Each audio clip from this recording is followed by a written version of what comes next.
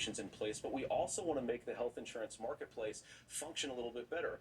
Now, what Governor Walz just said is actually not true.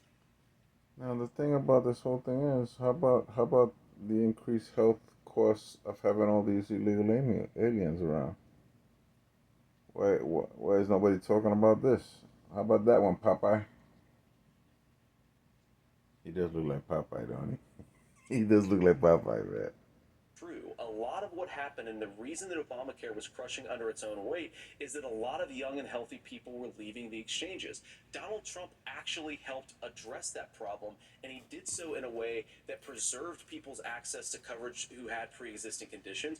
But again, something that these guys do is they make a lot of claims about if Donald Trump becomes president, all of these terrible consequences are going to ensue. But in reality, Donald Trump was president, inflation was low, take home pay was higher, and he saved the very program from a Democratic administration that was collapsing and would have collapsed absent his leadership. He did his job, which is govern in a bipartisan way and get results, not just complain about problems, but actually solve them. There you go. Governor, did enrollment under the Affordable Care Act go up under the Trump administration? Mm-hmm. It's higher now that we've seen it go up. Look, people are using it. The system works. And the question about this, of young people or whatever, that's the individual mandate piece of this. And Republicans fought tooth and nail saying, well, Americans should be free to do this. Well, then So what you happens think the is individual mandate's a good idea? I think the idea of making sure the risk pool is broad enough to cover everyone, that's the only way insurance works. When it doesn't, it collapses. You are asking pre-ACA where we get people out. Look, people know that they need to be on health care. People expect it to be there. And when we are able to make it, and we are making it this way, when we incentivize people to be in the market, when we help people who might not be able to afford it get there, and we make sure then when you get sick and old, it's there for you. Because I heard people say, well, I don't want to. If ACA, Affordable Care Act is so good, how come a lot of these doctors they don't want it? They don't want to take Medicaid.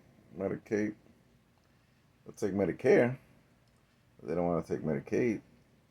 Isn't the ACA the same as Medicaid? Ah, good question. Buy into Medicare or whatever. Good luck buying health care once you get past 70. So look, the ACA works. We can continue to do better. Kamala Harris did that. The way she made everything better was negotiating those 10 drugs on Medicare for the first time in American history. Thank you. Margaret? Can I address that? I apologize. We're out of time. We have a number of subjects to discuss. Margaret, let's talk about families in America. The moderators. There is a child care crisis in this country, and Child the United care States is crisis. one of the very few developed countries in the world without a national paid leave program for new parents. Governor National Walz, paid you've said leave. that if Democrats win both the White House and Congress, this is a day one priority for you. So why didn't they How do it? long Why should didn't they do it employers 3 be years ago? required to pay workers while they are home taking care Whew. of their newborns? You That, have that 2 would minutes. that would be a lot. Yeah, well, that's negotiable, and that's what Congress worked. But here's what the deal is. Americans sitting out there right now, you may work for a big company. Look, we're home in Minnesota to some of the largest Fortune 500 companies. Kamala Harris knows that in California. Those companies And they're leaving provide paid California. family medical leave. One is, I think they're moral and they think it's a good thing, but it also keeps their employees healthy. We in Minnesota passed a paid family medical leave. You have a child, and I had to go back to work 5 days after my kids were born. This allows you to stay home a certain amount of time. What we know is that gets the child off to a better start, the family works better, we stay in their employers, we get more consistency in that. So Kamala Harris has made it a priority. We implemented it in Minnesota, and we see growth. That's how you become a pro-business state. But the negotiations on it, and here's the issue, those big companies are able to offer it. Those of you out there who don't have it, just imagine what happens if you get cancer or your child gets sick. We know what happens. You end up staying home.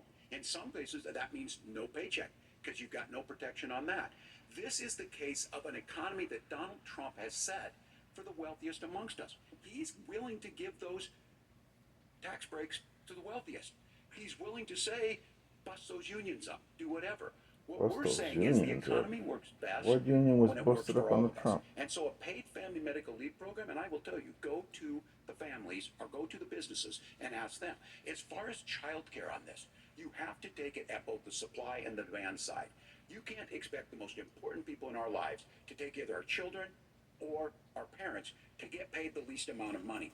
And we have to make it easier for folks to be able to get into that business and then to make sure that folks are able to pay for that. We were able to do it in Minnesota, and I'm still telling you this. We were listed as the best state. We're still in crisis on this.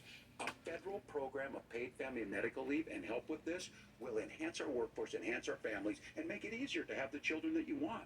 Governor, your time is up. Senator, do you support a national paid leave program? And if so, for how long should employers be mandated to pay their employees while they are home taking care of their newborn? You have 2 minutes. Yeah, well, first of all, Margaret, a number of my Republican colleagues and some Democrats too have worked on this issue, and I think there is a bipartisan solution here because a lot of us care about this issue. I mean, look, I speak from this very personally because I'm married to a beautiful woman who is an incredible mother to our 3 beautiful kids, but is also a very, very brilliant corporate litigator, and I'm so proud of her. But being a working mom, even for somebody with all of the advantages of my wife, is extraordinarily difficult. And it's not just difficult from a policy perspective. She actually had access to paid family leave because she worked for a bigger company. But the cultural pressure on young families and especially young women, I think makes it really hard for people to choose the family model they want. A lot of young women would like to go back to work immediately. Some would like to spend a little time home with the kids. Some would like to spend longer at home with the kids. We should have a family care model that makes choice possible. And I think this is a very important substantive difference between Donald Trump and Kamala Harris's approach. I mean, look, if you look at the federal programs that we have that support paid family leave right now, the Community Development Block Grant, and there's another block grant program that spends a lot of money from the federal government. These programs only go to one kind of child care model. Let's say you'd like your church maybe to help you out with child care. Maybe you live in a rural area or an urban area and you'd like to get together with families in your neighborhood to provide child care in the way that makes the most sense. You don't get access to any of these federal monies. We want to promote choice in how we deliver family care and how we promote child care. Because look, it is unacceptable. And, you know, of course, Tim and I have been on the campaign trail a lot the past 7 or 8 weeks. And one of the biggest complaints I hear from young families is people who feel like they don't have options, like they're choosing between going to work or taking care for their kids. That is an incredible burden to put on American families. We're the only country that does it. I think we could do a heck of a lot better. Senator, thank you. You have also said, Senator Vance, many things about the American family. The Federal Reserve says parents will spend nearly as much on child care as they do on housing each month. So I want to get your thoughts on this. President Trump recently said, as much as child care is talked about as being expensive, it's relatively speaking not very expensive compared to the kinds of numbers we'll be taking in. Is President Trump committed to the $5,000 per child tax credit that you have described? You have 1 minute. Well, what President Trump said, Margaret, I just want to defend my running mate here a little bit, is that we're going to be taking in a lot of money by penalizing companies for shipping jobs overseas and penalizing countries who employ slave laborers and then ship their products back into our country and undercut the wages of American workers. It's the heart of the Donald Trump economic plan. Cut taxes for American workers and American families. Cut taxes for businesses that are hiring and building companies in the United States of America, but penalize companies and countries that are shipping jobs overseas. That's the heart of the economic proposal. And I think what President Trump is saying is that when we bring in this additional revenue with higher economic growth, we're going to be able to provide paid family leave, child care options that are viable and workable for a lot of American families. Can you clarify how that will solve the child care shortage? Well, because as Tim said, a lot of the child care shortage is we just don't have enough resources going into the multiple people who could be providing family care options. And we're going to have to, unfortunately, look, we're going to have to spend more money. We're going to have to induce more people to want to provide child care options for American families, because the reason it's so expensive right now is because you've got way too few people providing this very essential service. Thank you, Senator. Governor Walz, your ticket also has some child care tax credit proposals. Do you think Congress will agree to the $6,000 credit for newborns and $3,000 credit for children over the age of 6, as your campaign has promised? Is that realistic? Well, if these members of Congress are listening to anybody, I can tell you, and this is the biggest issue. Everybody listening tonight knows. I mean, I'm sure they were shocked to hear it's not that expensive. And let's be clear, whether it's $5,000 or $6,000, that pays you about 3 or 4 months. Let's be clear of where we're at on this. It's because we got out of an imbalance on this. We thought we were going to get by not paying people. I don't think Senator Vance and I are that far apart. I'm not opposed to what he's talking about on options. We've done scholarship types of things. I think we need to be open to making the case. But the issue here is, the question you asked is, you're not going to pay for it with these tariffs. That's just adding another $4,000 on the family and taking less. So not only do they not get the money to pay for that, they're $4,000 in the hole. That's Wharton School. That's his alma mater. And so I think the issue here is, if those members of Congress, I can't believe they're not. When I go to businesses, sure, they'll talk about taxes sometime, but they will lead with child care and they will lead with housing, because we know the problem is, especially in a state like Minnesota, we need more workers because our economy's growing, but we need the workforce. Governor, thank you. We need to move on. Nora? Let's talk about the state of democracy, the top issue for Americans after the economy and inflation. After the 2020 election, President Trump's campaign and others filed 62 lawsuits contesting the results. Judges, including those appointed by President Trump and other Republican presidents, looked at the evidence and said there was no widespread fraud. The governors of every state in the nation, Republicans and Democrats, certified the 2020 election results and sent a legal slate of electors to Congress for January 6th. Senator Vance, you have said you would not have certified the last presidential election and would have asked the states to submit alternative electors. That has been called unconstitutional and illegal.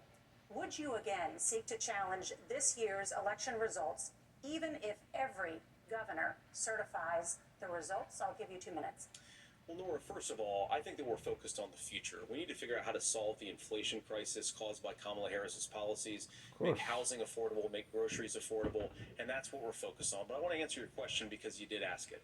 Look, what President Trump has said is that there were problems in 2020, and my own belief is that we should fight about those issues, debate those issues peacefully in the public square, and that's all I've said, and that's all that Donald Trump has said. Remember, he said that on January the 6th, the protesters ought to protest peacefully. And on January the 20th, what happened? Joe Biden became the president, Donald Trump left the White House, and now, of course, unfortunately, we have all of the negative policies that have come from the Harris-Biden administration.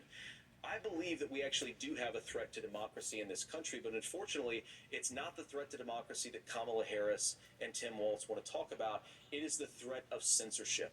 It's Americans casting aside lifelong friendships because of disagreements over politics. It's big technology companies silencing their fellow citizens. And it's Kamala Harris saying that rather than debate and persuade her fellow Americans, she'd like to censor people who engage in misinformation.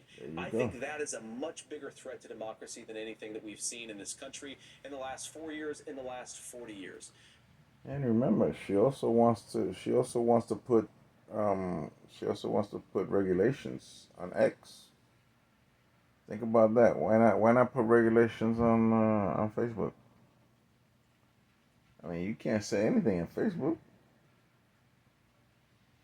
I mean, is it a private entity or is it not a private? If it's a private entity, then they should be able to say what they want to over there within reason. And the same thing with X.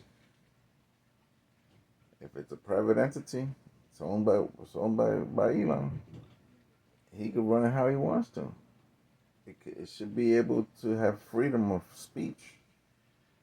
Freedom of speech doesn't go out the door just because you're an X. Come on now.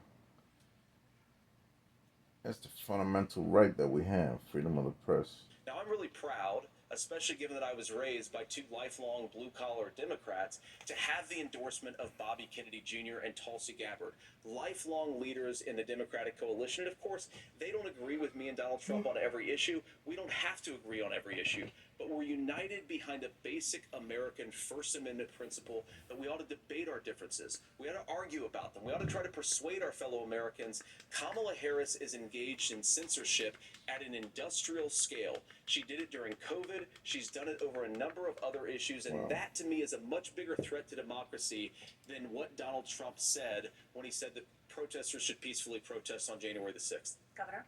Very good. Well, I've enjoyed tonight's debate, and I think there was a lot of commonality here, and I'm sympathetic to misspeaking on things, and I think I might have with the senator. Me too, man. There's one though that this one is troubling to me, and I say that because I think we need to tell the story. Donald Trump refused to acknowledge this, and the fact is that I don't think we can be the frog in the pot and let the boiling water go up. He was very clear. I mean, he lost this election, and he said he didn't. But still, he 130 left. police officers were beaten at the Capitol that day. Some with the American flag. Several later died. And it wasn't just in there. In Minnesota, a group gathered on the state capitol grounds in St. Paul and said, "We're marching to the governor's residence and there may be casualties." The only person there was my son and his dog, who was rushed out crying by state police. That issue, and Mike Pence standing there as they were chanting, "Hang Mike Pence." Mike Pence made the right decision. So, Senator, it was adjudicated over and over and over. I worked with kids long enough to know, and I said as a football coach, sometimes you really want to win, but the democracy is bigger than winning an election. You shake hands, and then you try and do everything you can to help the other side win. That's what was at stake here. Now, the thing I'm most concerned about is the idea that imprisoning your political opponents, already laying the groundwork. Yeah, that's exactly what Harris and Biden have tried to do to Trump. What is he talking about? What the heck is up with Papa? I think he's lost it. Oh, As the next president, doesn't make any sense. Kamala Harris as an attorney general. Well, of course, we're going to cover Americans with pre-existing and penalizing Donald Trump, and I think that there were problems in 2020. We've talked about it. I'm happy to talk about it further. But you guys attack us for not believing in democracy. The most sacred right under the United States democracy is the First Amendment. You yourself have said there's no First Amendment right to misinformation. Kamala Harris wants to use the power of the government. And football coach, sometimes you really want to win, but the democracy is bigger than winning an election. You shake hands, and then you try and do everything you can to help the other side win. That's yeah. But the thing is that he left office. You see, he left office, and when he was in there, he didn't go after Democrats. He didn't trump up 91 felony trumped up charges. You know, so what's going on here? Come on, Popeye. Eat your spinach, Popeye. Eat your spinach. what was at stake here. Now, the thing I'm most concerned about is the idea that imprisoning your political opponents, already laying the groundwork for people not accepting this. And a president's words matter. A president's words matter. People hear that. So I think this issue of settling our differences at the ballot box, shaking hands when we lose, being honest about it, but to deny what happened on January 6th, the first time in American history that a president or anyone tried to overturn a fair election and the peaceful transfer of power. And here we are 4 years later in the same boat. I will tell you this, that when this is over, we need to shake hands this election, and the winner needs to be the winner. This has got to stop. It's tearing our country apart. Margaret? Senator Vance, did you want to respond to that? Yeah, well, look, Tim, first of all, it's really rich for Democratic leaders to say that Donald Trump is a unique threat to democracy when he peacefully gave over power on January the 20th, as we have done for 250 years in this country. We're going to shake hands after this debate and after this election. And of course, I hope that we win, and I think we're going to win. But if Tim Walz is the next vice president, he'll have my prayers, he'll have my best wishes, and he'll have my help whenever he wants it. But we have to remember that for years in this country, Democrats protested the results of elections. Hillary Clinton in 2016 said that Donald Trump had the election stolen by Vladimir Putin because the Russians bought like $500,000 worth of Facebook ads. This has been going on for a long time. And if we want to say that we need to respect the results of the election, I'm on board. But if we want to say, as Tim Walz is saying, that this is just a problem that Republicans have had, I don't buy that.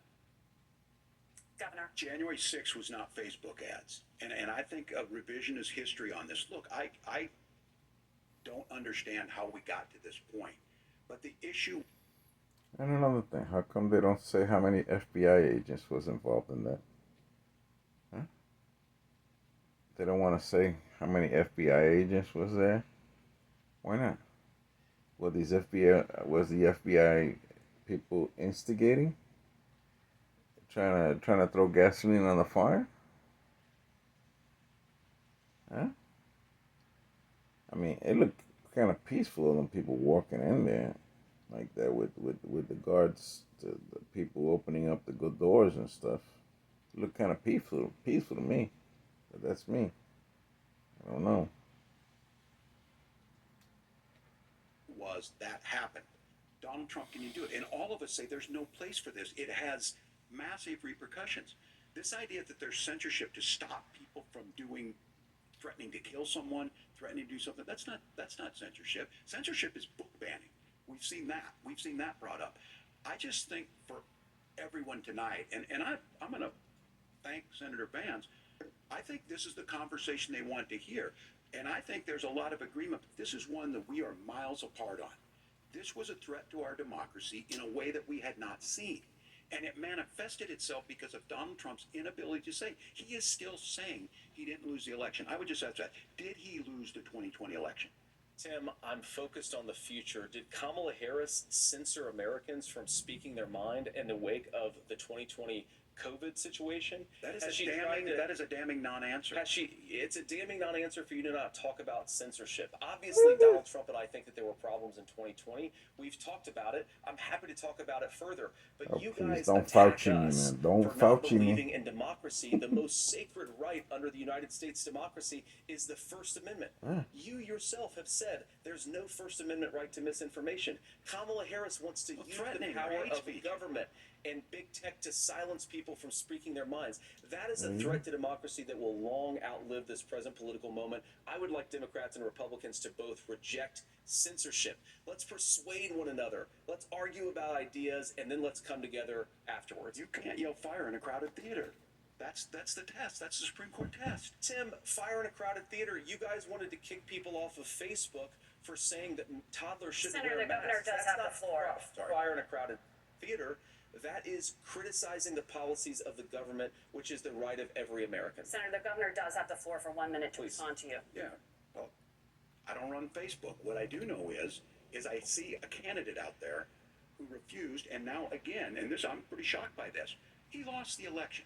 This is Okay. How about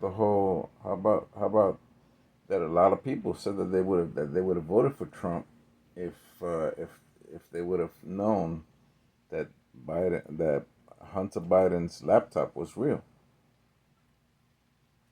That right there would have changed the election. So, and yet, these people got a whole mess of people to say that it was false. They got a whole mess of people that were supposedly CIA bigwigs. You know, the highfalutin people. You know, no. not a debate. It's not anything anywhere other than in Donald Trump's world. Because look, when Mike Pence made that decision to certify that election, that's why Mike Pence isn't on this stage. What I'm concerned about is, where is the firewall with Donald Trump?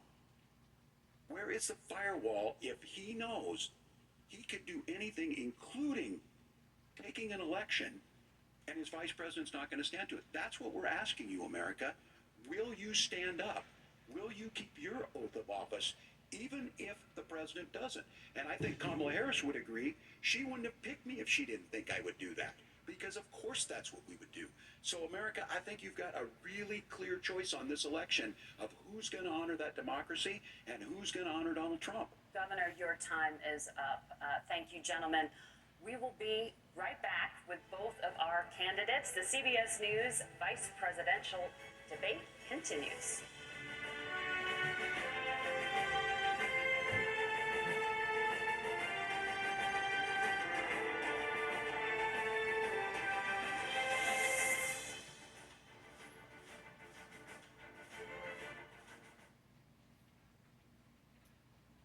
These people act as if Donald Trump stayed in office. He didn't. And how about all these trumped up charges? Huh? 91 felonies. Stuff that's beyond the statute of limitations. crazy stuff coming out of nowhere, man. You know, suing him for a non-crime, because that's exactly what happened with supposedly that fraud thing that happened in New York, where they say that he overvalued his real estate. Well, let's talk to people who are more knowledgeable as far as the bank. The bank was the one who was on hook, right? So they sent their appraiser, or their appraiser went online and saw that, and he said, that's that's okay, and they gave the loan, and they didn't even lose any money on it. That's what I'm. So why even take that case to court? Why? With the way crime is in New York City, and you're gonna be worrying about something like that? Oh, please, give me a break.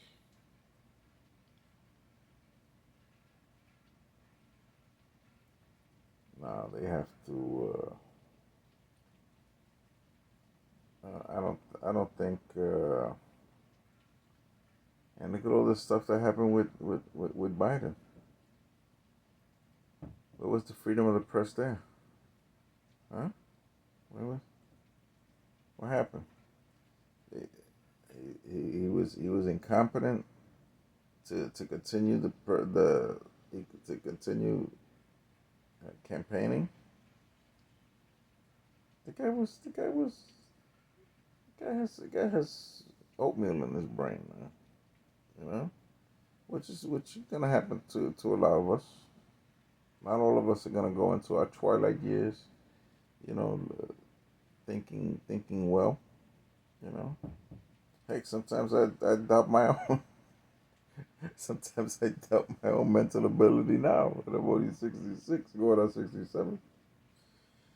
Uh,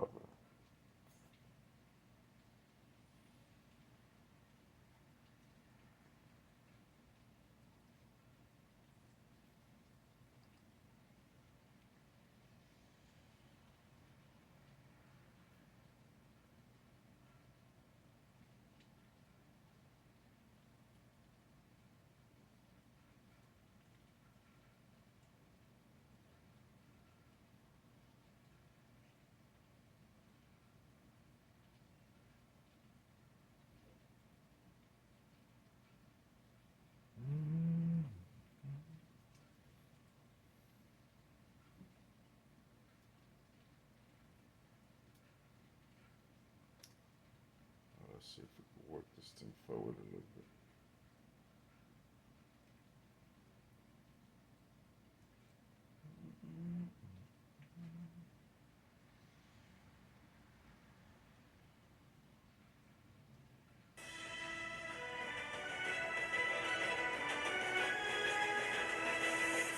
Welcome back to the CBS News Vice Presidential Debate. It is now time for the closing statement. Senator Vance won the virtual coin toss and elected to go last. So, Governor Walz, you are first. You have 2 minutes. Well, thank you, Senator Vance. Thank you to CBS News. And most importantly, thank you to all of you. If you're still up and the folks who miss Dancing with Our Stars, I appreciate it. But look, the support of the democracy matters. It matters that you're here. And I'm as surprised as anybody of this coalition that Kamala Harris has built, from Bernie Sanders to Dick Cheney to Taylor Swift, and a whole bunch of folks Taylor in between Swift. them. And they don't all agree on everything, What but the they heck are does Taylor truly Swift have to do with it? optimistic people. They believe in a positive future of this country and one where our politics can be better than it is. And I have to tell you, that better than it is the sense of optimism that there can be an opportunity economy that works for everyone, not just to get by, but to get ahead. And the idea that freedom really means something. Not the freedom of government to be in your bedroom or exam room, but the freedom for you to make choices about yourself. Here we Now go. look, we all know who Donald Trump is. He's told us, and as Maya Angelou He's a said, great president. believe him when he told you that.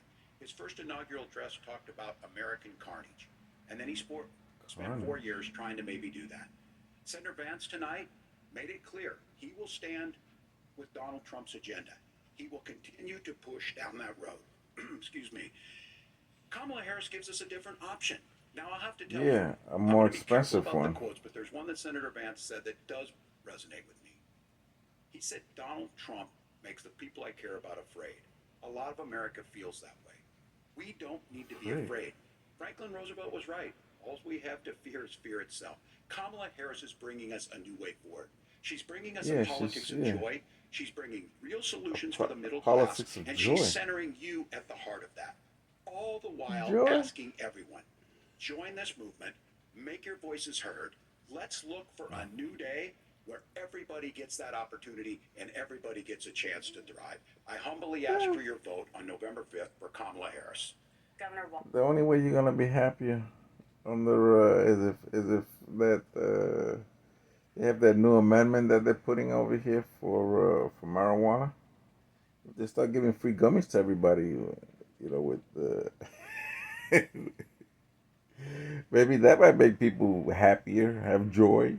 The heck cares about joy, please? Walz, thank you. Senator Vance, your closing statement. Well, I want to thank Governor Walz, you folks at CBS, and of course the American people for tuning in this evening. And one of the issues we didn't talk about was energy. And I remember when I was being raised by my grandmother, when she didn't have enough money to turn on the heat some nights because Ohio gets pretty cold at night and because money was often very tight. And I believe, as a person who wants to be your next vice president, that we are a rich and prosperous enough country where every American, whether they're rich or poor, ought to be able to turn on their heat in the middle of a cold winter night. That's gotten more difficult thanks to Kamala Harris's energy policies. I believe that whether you're rich or poor, you ought to be able to afford a nice meal for your family. That's gotten harder because of Kamala Harris's policies. That's true. I believe that whether you're rich or poor, you ought to be able to afford to buy a house. You ought to be able to live in safe neighborhoods. You ought to not have your communities flooded with fentanyl. And that too has gotten harder with Kamala because of Kamala Harris's policies. Now, I've been in politics long enough to do what Kamala Harris does when she stands before the American people and says that on day one, she's going to work on all these challenges I just listed. She's been the vice president for 3.5 years. Day one was 1,400 days ago, and her policies have made these problems worse. Now, I believe that we have the most beautiful country in the world. I meet people on the campaign trail who can't afford food, but have the grace and generosity to ask me how I'm doing and to tell me they're praying for my family. What that has taught me is that we have the greatest country, the most beautiful country, going to be able to achieve their full dreams with the broken leadership that we have in Washington. They're not going to be able to live their American dream if we do the same thing that we've been doing for the last 3.5 years. We need change. We need a new direction. We need a president who has already done this once before and did it well. Please vote for Donald Trump. And whether you vote for me or vote for Tim Walz, I just want to say I'm so proud to be doing this, and I'm rooting for you. God bless you, and good night. Senator Vance, thank you. And thank you both for participating in the only vice presidential debate of this election cycle. I'm Margaret Brennan. And I'm Nora O'Donnell. And a reminder, there are just 35 days until Election Day. Please get out and vote. And for all of us here at CBS News, thank you and good night.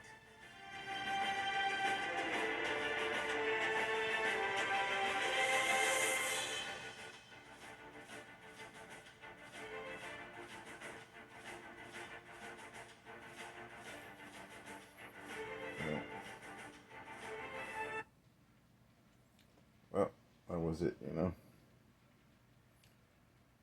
35 days from yesterday, was it? It's, that's pretty close, man, And yet, this is not Finland, man. This is not. Does Finland have a whole mess of illegal aliens coming in? I don't think so. Robbing and killing and raping, eating people's dogs and cats. Come on, man.